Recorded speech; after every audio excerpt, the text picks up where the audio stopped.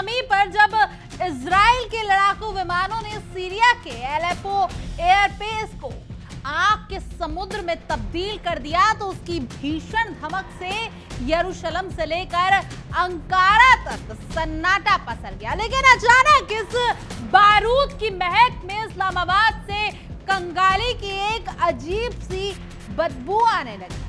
Syria में Israel की भयंकर बमबारी के ठीक बाद 17 साल का सूखा खत्म करके सीरियाई विदेश मंत्री भागे भागे पाकिस्तान पहुंचे और पर्दे के पीछे इस सुन्नी नाटो वाली नए ड्रामे की पटकथा लिखी जाने लगी है। लेकिन जरा ठहरिए, दुनिया हैरान है कि अपनी तिजोरी में फूटी कोड़ी न रखने वाला, IMF के दरवाजे पर कटोरा लेकर गिड़गिड़ाने वाला भिखारी पाकिस्तान आखिर किस हैसियत से इजराइल जैसे मुल्क से टकराने का ख्याली पुलाव पका रहा है। घर में नहीं है दाने, अम्मा चली बुनाने की तर्ज पर अपने फटे हाल मुल्क को भूलकर दुनिया का नया चौधरी बनने चले शहबाज शरीफ और जनरल आसिम मुनीर की ये बचकानी हरकत और कुछ नहीं बल्कि अपनी खाली जेब और कंगाली से दुनिया का ध्यान भटकाने के लिए रचा गया एक सबसे बड़ा और सस्ता नौटंकी शो है और कुछ नहीं। नमस्कार, मैं भावना सुखीजा और आप देख रहे हैं इंडिया डेली 24/7 का बेहद खास शो ना पाकिस्तान, जहां हम ना पाकिस्तान की हर एक शर्मनाक हरकत को बेनकाब करते हैं।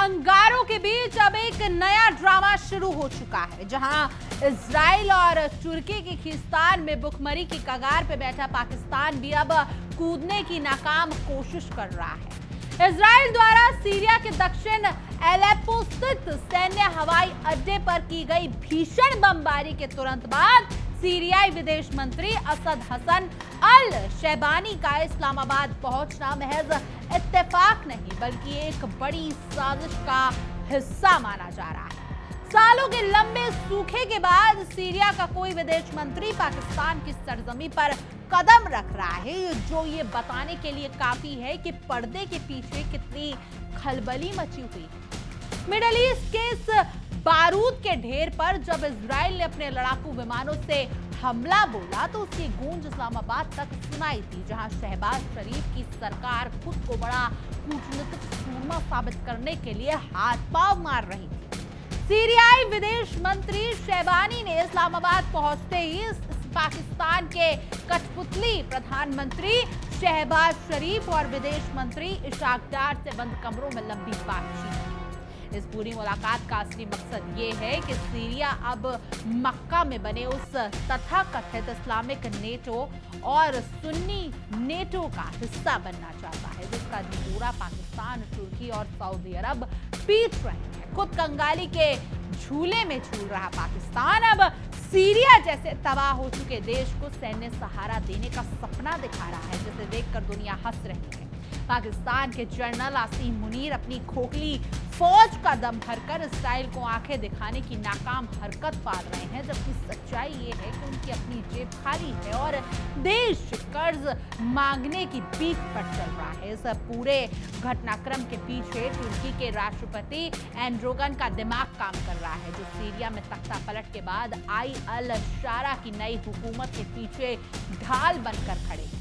इजराइल को खबर लगी थी कि तुर्की की सेना सीरिया के एयरबेस पर अपना सैन्य अड्डा बनाने की तैयारी में, जिसके बाद इजरायली वायुसेना ने बिना देर किए उस ठिकाने पर बम बरसा दिए। इजराइल ने साफ संदेश दिया कि वो अपनी सीमाओं के पास किसी भी देश का सैन्य विस्तार बर्दाश्त नहीं करेगा, खासकर तब जब तुर्की उसके लिए दूसरा ईरान बनने की राह पर अग्रसर है। लेकिन सीरिया की अल शारा सरकार खुद इजराइल से सीधे टकराने से कतरा रही है, क्योंकि वो जानती है कि घर में अभी पकड़ मजबूत नहीं हुई है और इजराइल से उलझना अपनी ही कब्र खोदने जैसा होगा।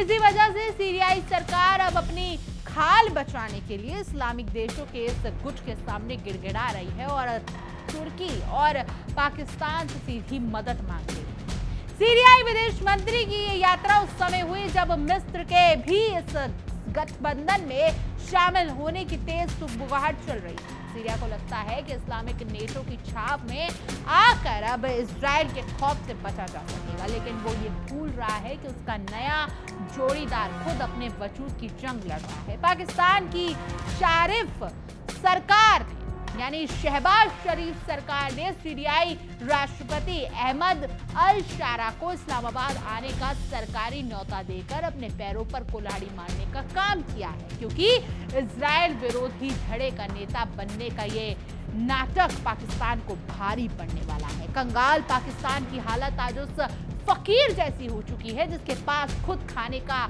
आटा नहीं है, लेकिन वो पड़ोसियों के घर में दावत का इंतजाम करने का दावा कर रहा है। पाकिस्तान की आर्थिक हालत इतनी खस्ता है कि वो पाई के लिए अंतर्राष्ट्रीय मुद्रा कोष यानी IMF और अरब देशों के सामने कटोरा लेकर खड़ा है, लेकिन बातें ऐसी करता है जैसे दुनिया का रक्षक वही है। मुनीर और शहबाज की जोड़ी को ये मुहावरे याद रखना चाहिए कि घर में नहीं है दाने और अम्मा चली बुनाने, क्योंकि जो देश अपने नागरिकों को सस्ती रोटी नहीं दे पा रहा वो इजराइल जैसी सैन्य ताकत से भिड़ने की ख्याली पुलाव पका रहा है। पाकिस्तान के हुक्मरान अपनी अवाम का ध्यान भुखमरी, महंगाई और बेरोजगारी से भटकाने के लिए हमेशा इस तरह के नए नए ढकोसले रचते आए। शहबाज शरीफ और जनरल आसिम मुनीर को लगता है कि सीरिया से हाथ मिलाकर और तुर्की का मोहरा बनकर वो इस्लामिक मुस्लिम जगत के नए चौधरी बन जाएंगे, लेकिन कूटनीति के गलियारों में पाकिस्तान की हैसियत केवल एक भाड़े के सैनिक और पैसों के मोहताज देश से ज्यादा और कुछ नहीं है। पाकिस्तान की फौज अपने ही मुल्क में दहशत गर्दों को काबू नहीं कर पा रही। बलूचिस्तान से लेकर खैबर पख्तूनख्वा तक उसके फौजी रोजाना अपनी जान गंवा रहे हैं और चले हैं इजराइल को घेरने। तुर्की और सीरिया भी पाकिस्तान का इस्तेमाल सिर्फ एक मोहरे की तरह कर रहा है, क्योंकि वो जानता है कि पाकिस्तान की असली फौज ताकत को भड़काकर अपना उल्लू सीधा करना बेहद आसान है। इजराइल के फाइटर जेट्स सीरियाई हवाई क्षेत्र का इस्तेमाल करके ईरान के ठिकानों पर हमला करते रहते हैं और सीरिया को इजराइल अपने प्रभाव का ही इलाका मानता है। ऐसे में तुर्की को शय पर जब सीरिया ने अपनी सरजमी को तुर्की के हवाले करने की कोशिश की तो इजराइल ने अलेप्पो के सैन्य हवाई अड्डों को नस्ताबूद कर दिया। इजराइल ने साफ कर दिया कि तुर्की का क्षेत्रीय दबदबा बनाने का सपना वो कभी पूरा नहीं होने देगा। वो तो वहीं दूसरी तरफ तुर्की के ऊर्जा मंत्री भी फौरन सीरिया पहुंच गए हैं, जिनकी गिद्ध नजर सीरिया के तेल भंडारों पर टिकी है। यानी एक तरफ सीरिया बर्बादी के मुहाने पर है, दूसरी तरफ तुर्की उसका तेल चूसने की फिराक में है और पाकिस्तान इस तमाशे में बेमतलब का ढोल बजा रहा है। पाकिस्तान के जनरल आसिम मुनीर और PM शहबाज शरीफ को यह समझ लेना चाहिए कि रस्सी जल गई उनकी, पर ऐठन नहीं गई और यही नीति अब उनकी काम नहीं आने वाली। जो देश अंतर्राष्ट्रीय खैरत पर जिंदा हो उसकी इजराइल और जैसी महाशक्ति के खिलाफ बयानबाजी किसी मजाक से कम नहीं लगती। इजराइल ने यरूशलेम पोस्ट के जरिए साफ कर दिया है कि वो सीरिया में तुर्की की बढ़ती सैन्य मौजूदगी को अपनी संप्रभुता के लिए खतरा मानता है और जरूरत पड़ने पर सीधा टकराव करने से भी पीछे नहीं हटेगा। इस बारूद के खेल में अगर पाकिस्तान कूदता है तो उसकी बची कुची अर्थव्यवस्था भी पूरी तरह से तबाह हो जाएगी और उसे बचाने के लिए कोई सुन्नी नेटो भी आगे नहीं आएंगे। सीरिया के विदेश मंत्री का पाकिस्तान में इतना गर्मजोशी से स्वागत केवल अपनी नाकामियों पर पर्दा डालने का एक नाटक है, जिसका कोई ठोस कूटनीतिक नतीजा निकलने वाला नहीं है। पाकिस्तान की आवाम दाने दाने को तरस रही है, रुपए की कीमत गर्द में जा रही है, लेकिन उसके हुक्मरानों को सीरिया और टर्की के साथ मिलकर युद्ध का माहौल बनाने की जूझ रही है। मुफ्त का चंदन घिस मेरे नंदन के तर्ज पर पाकिस्तान की सरकार अपनी खोखली सेना को मोहरा बनाकर दूसरे देशों के झगड़ों में टांग अड़ा रही है। शहबाज शरीफ जितनी मर्जी न्योते इस्लामाबाद के लिए बांट ले, लेकिन दुनिया जानती है कि एक कंगाली से जूझता देश कभी भी किसी गठबंधन का मजबूत पिलर नहीं बन सकता। आखिरकार सीरिया, तुर्की और पाकिस्तान का यह नया गठजोड़ इजराइल के सख्त तेवरों के आगे टिक पाएगा। उनकी गुंजाइश शून्य के बराबर है। इजराइल ने अपनी रणनीतिक साफ कर दी है कि वो अपनी सुरक्षा के साथ रत्ती भर भी समझौता नहीं करेगा, चाहे सामने सीरिया हो, तुर्की हो या फिर पाकिस्तान जैसा कोई कंगाल मुल्क। पाकिस्तान की सरजमी से दिए जा रहे बड़े बड़े बयान और सुन्नी नेटों का सपना सिर्फ कागजी शेरों का गर्जन है। अगर शहबाज शरीफ और आसिम मुनीर ने अपनी औकात से बाहर जाकर इजराइल के खिलाफ कोई गुस्ताखी की तो वो कीमत चुकानी उन्हें पड़ेगी, जिसकी भरपाई उनका ये कंगाल मुल्क सदियों तक नहीं कर पाएगा। तुर्की का इरादा भले ही सीरिया के जरिए मिडल ईस्ट में अपनी संतुलन कायम करने का हो, लेकिन पाकिस्तान का इस खेल में कूदना 24 जी गए 26 जी बनने, दूबे बनकर आए वाली मिसाइल को सही साबित करता है। इस्लामाबाद के हुक्मरान शायद ये भूल चुके हैं कि जब जेब में फूटी कौड़ी ना हो तो दुनिया के मंचों पर बड़ी बड़ी बातें करना केवल जंग हसाई कराना होती है। पाकिस्तान के प्रधानमंत्री शहबाज शरीफ साहब और उनके सिपाहकार सलाहकार जनरल आसिम मुनीर जिस इस्लामिक नेटो के ख्वाब देख रहे हैं, वो दरअसल ताश के पत्तों की तरह एक महल है जो इजराइल के एक ही झटके में ढह जाएगा। सीरिया अपनी बदहाली छुपाने के लिए दरवाजे दरवाजे भटक रहा है और पाकिस्तान अपनी फजीहत कराने के लिए बिन बुलाए मेहमान का स्वागत करने में जुटा है। आसिम मुनीर की फौज अपनी ही सरजमी पर आतंकवादियों के आगे घुटने टेक चुकी है, लेकिन इजराइल से दो हाथ करने के लिए उनका दिल मचल रहा है। ये वही पाकिस्तान है जो बात तो बड़ी बड़ी करता है, पर जब अपने मुल्क में लोगों को आटा और बिजली देने की बारी आती है तो झोला उठाकर दुनिया के सामने कटोरा फैला लेता है। इजराइल ने अलेप्पो के हवाई अड्डों पर बमबारी करके सीरिया और तुर्की को ये सीधा पैगाम दे दिया है कि वो अपने घर की दोहरी पर किसी भी खतरे को पनपने नहीं देगा। लेकिन इस्लामाबाद में बैठे अकल के दुश्मनों को लगता है कि वो कागजी बयानों से इजराइल के लड़ाकू विमानों की रफ्तार रोक लेंगे। सीरिया के विदेश मंत्री का पाकिस्तान आना वास्तव में दो डूबते हुए जहाजों का एक दूसरे को सहारा देने की बचकानी कोशिश है। सीरिया के पास ना अपनी रक्षा करने की ताकत बची है और ना पाकिस्तान के पास अपने देश की अर्थव्यवस्था को संभालने का हुनर। फिर भी दोनों मिलकर महाशक्ति बनने का ढोंग कर रहे हैं। तुर्की की नजर सीरिया के तेल पर गड़ी हुई है और वो अपनी चालें बड़ी होशियारी से चल रहा है, जबकि पाकिस्तान इस पूरे खेल में सिर्फ एक इस्तेमाल होने वाला मोहरा बनकर रह गया है। एर्दोगन अपने फायदे के लिए इस्लामाबाद के जनरलों को हवा दे रहे हैं और शहबाज शरीफ बिना सोचे समझे उस आग में हाथ डालने चल निकले हैं जिनका उनको झुलसना तय। पाकिस्तान के हुक्मरान अपनी आवाम को मुगालते में रखकर ये दिखाना चाहते हैं कि वो उम्मते मुसलमा के सबसे बड़े हमदर्द हैं, जबकि हकीकत ये है कि वो कंगाल मुल्क केवल अपने अंदरूनी संकटों से ध्यान भटकाने के लिए इजराइल सीरिया विवाद में बिन बुलाए बाराती की तरह नाच रहा है। इजराइल की खुफिया एजेंसी से लेकर उसके फाइटर जेट्स तक जब जानते हैं कि सीरिया में तुर्की की बढ़ती मौजूदगी का मकसद क्या है, इसलिए यरूशलेम ने पहले ही दिन अपनी रणनीति साफ कर दी है कि अगर कोई उसकी सीमा के पास घेराबंदी करेगा तो उसे ईंट का जवाब पत्थर से दिया जाएगा। पाकिस्तान के जनरल आसिम मुनीर अपने दफ्तरों में बैठकर सुन्नी नेटो का जो ताना बाना बोल रहे हैं उसकी डोर इतनी कमजोर है कि हवा के हल्के से झोंके से टूट जाएगी। इसे कहते हैं कि किसी बिल्ली खंबा नोचे की तर्ज पर पाकिस्तान हर मोर्चे पर कूद पड़ता है जहां उसे भारत या इजराइल के खिलाफ बयानबाजी करने का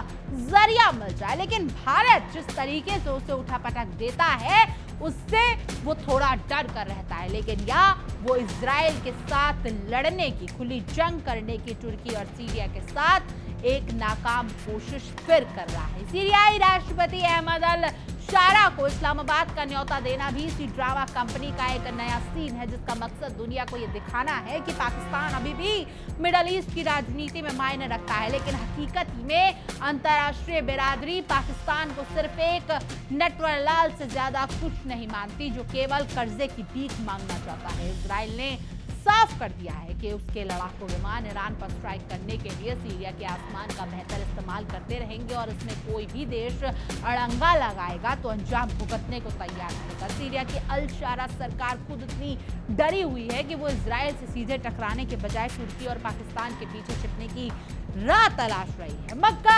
रक्षा समझौते का नाम लेकर भले ही ये देश खुद को ताकतवर दिखाने की कोशिश करे, लेकिन इजराइल के अत्याधुनिक हथियारों और मजबूत इरादों के सामने ये गठबंधन केवल एक भ्रम साबित होगा। पाकिस्तान के जनरलों को लगता है कि उनकी पुरानी मिसाइलों के डर से इजराइल अपनी नीतियां बदल देगा, जो उनकी सबसे बड़ी मुखालत है। शहबाज शरीफ सरकार का ये बचकाना रवैया पाकिस्तान को उस मुकाम पर ले जाएगा जहां से तबाही के अलावा कुछ हाथ नहीं आएगा। जो देश अपनी फौजी बेस और देश की सीमाएं संभाल नहीं पा रहा, वो सीरिया के एयरबेस बचाने का ठेका लेकर बैठा है। इससे बड़ा मजाक इस सदी का कोई और हो नहीं सकता। तुर्की के ऊर्जा मंत्री का सीरिया दौरा ये साबित करता है कि हर देश अपना उल्लू सीधा करने में लगा है, सिवाय पाकिस्तान के, जो बिना किसी नफा नुकसान के दूसरों की लड़ाई में अपना सिर फोड़ने को तैयार बैठा है।